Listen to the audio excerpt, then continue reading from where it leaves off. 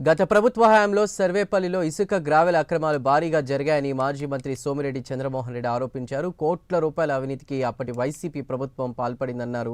మంత్రి కాకాణి గోవర్ధన్ రెడ్డి కనుసన్నల్లో మొత్తం అవినీతి జరిగిందని, ఆయనకు అధికారులు ఎందుకు నోటీసులు ఇవ్వలేదని సోమిరెడ్డి ప్రశ్నించారు. అంతేకాకుండా ఈ భారీ దోపిడీలో లోటస్ పాండ్కి వాటా పోయిందని, అందులో విజయసాయిరెడ్డి కూడా వాటా పంపారని మాజీ మంత్రి సోమిరెడ్డి ఘాటు వ్యాఖ్యలు చేశారు.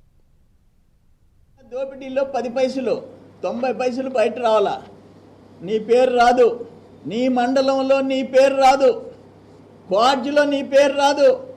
మా గవర్నమెంట్ వచ్చి 4 నెలలు అయింది, అయినా నీ పేరు రావడంలా. ఏం చేస్తున్నారు మైనింగ్ అధికారులు? నాకు అసలు అర్థం కావడంలా. దేనికి మేము చేసిన పోరాటాలు?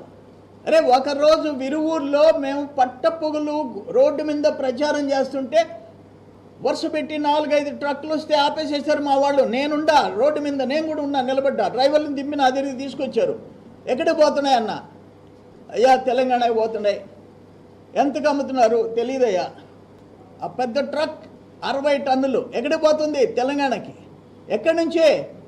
ఆనాటి కాకాని గోవర్ధన్ రెడ్డి సొంత మండలం ఇరువూరు నుంచి, ఆయన తోడేరు పక్క గ్రామం ఇరువూరు నుంచి.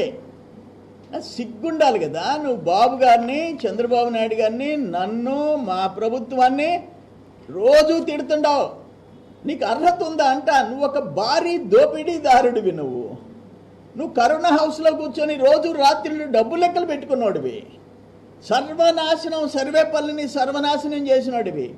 ప్రతి నెల సిలికాలో 12 కోట్లు లోటస్ పాండ్కు పోయింది, 2 కోట్లు విజయసాయిరెడ్డికి పోయింది. ఇక్కడ క్వార్జ్లో కాకాని గోవర్ధన్ రెడ్డి టన్నుకి ఇంత అని చెప్పి తీసుకున్నాడు. లోటస్ పాండ్కి టన్నుకి 7,000 పోయింది. భారీ దోపిడీ చేసిన ముఠానే. ఎవరికి ఎగ్జామ్